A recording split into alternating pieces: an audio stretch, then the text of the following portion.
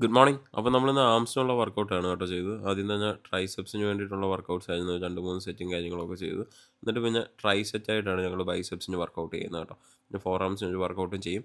Last super സെറ്റായിട്ട് 2 എണ്ണവും ചെയ്യും. ഒരു ട്രൈസും പിന്നെ ഒരു ബൈസെപ്സും എന്നുള്ള രീതിയിൽ. അതൊക്കെ ചെയ്തതിന് ശേഷം ജസ്റ്റ് ഒന്ന് പോസിങ്ങും കാര്യങ്ങളൊക്കെ ചെയ്തു കേട്ടോ. ട്രൈസ് ആംസിനാണ് അടിച്ചെങ്കിലും ബാക്കാണ് കേട്ടോ പോസ് ചെയ്തത്. കാരണം അരവിന്ദ് ജസ്റ്റ് ബാക്ക് ഒന്ന് സ്ട്രെച്ചൊക്കെ ചെയ്ത് തന്നായിരുന്നു. പിന്നെ വീട്ടിൽ വന്നിട്ട് ദോശ, എഗ്ഗ് ഒക്കെ ആയിട്ട് ബ്രേക്ക്ഫാസ്റ്റ് കഴിച്ചു. കുറച്ച് ഡേറ്റ്സ് കഴിച്ചു. പിന്നെ മാവേലിക്കര പോകണമായിരുന്നു. മാളുവിന് കുറേ വീഡിയോസ് ഉണ്ടായിരുന്നു ഇന്ന്. ഇത് ആ വേൾഡ് മാപ്പ് ഉണ്ടാക്കിയാണ് കേട്ടോ. സ്മാർട്ട് ഫോണിൻ്റെ ചിപ്പൊക്കെ വെച്ചിട്ടാണ് ഉണ്ടാക്കിയേക്കുന്നത്, ബോർഡൊക്കെ വെച്ചിട്ട്. പിന്നെ അവിടുത്തെ വീഡിയോ ഒക്കെ എടുത്തിട്ട് പിന്നെ ഒരു ബ്യൂട്ടി പാർലറിൻ്റെ വീഡിയോയും കാര്യങ്ങളൊക്കെ എടുത്തേ. അത് കഴിഞ്ഞിട്ട് തിരിച്ച് വരുന്ന വഴിക്ക് ഒരു ചട്ടിച്ചോറിൻ്റെ വീഡിയോ എടുത്തു അവൾക്ക്. അതൊക്കെ കഴിച്ച് കഴിഞ്ഞിട്ട് വീട്ടിൽ വന്നിട്ട് ഞാൻ ലഞ്ചും കാര്യങ്ങളൊക്കെ കഴിച്ചു കേട്ടോ. എന്നിട്ട് കുറച്ച് സമയം വീട്ടിൽ നിന്ന് വിശ്രമിച്ചു. അത് കഴിഞ്ഞിട്ട് നമ്മൾ പേരൻറ്റ് ബേബി ക്ലബ്ബിൽ പോയി കായംകുളത്ത്. അവിടെ ഒരു വീഡിയോ ഉണ്ടായിരുന്നു. അപ്പോൾ അവിടുത്തെ വീഡിയോയും കാര്യങ്ങളും എല്ലാം എടുത്തിട്ട് നമ്മൾ നേരെ തിരിച്ച് വരുന്ന വഴിക്ക് DTDCയിൽ കയറി കേട്ടോ. അപ്പോഴത്തേക്കും സന്ധ്യയായി, മഴ പെയ്യുന്നുണ്ടായിരുന്നു.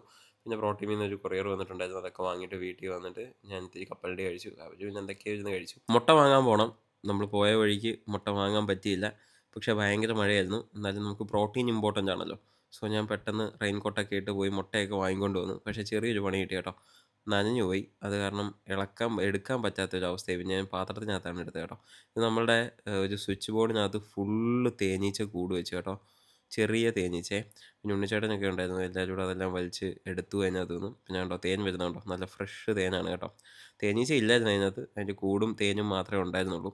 അപ്പോഴത്തേക്കും ചന്തുചേട്ടനും ഇക്കുവും അമ്മുവും ഒക്കെ കൂടെ വന്നിട്ടുണ്ടായിരുന്നേ. പിന്നെ കുറേ സമയം അവരുമായിട്ട് ഇരുന്ന് സംസാരിച്ചു.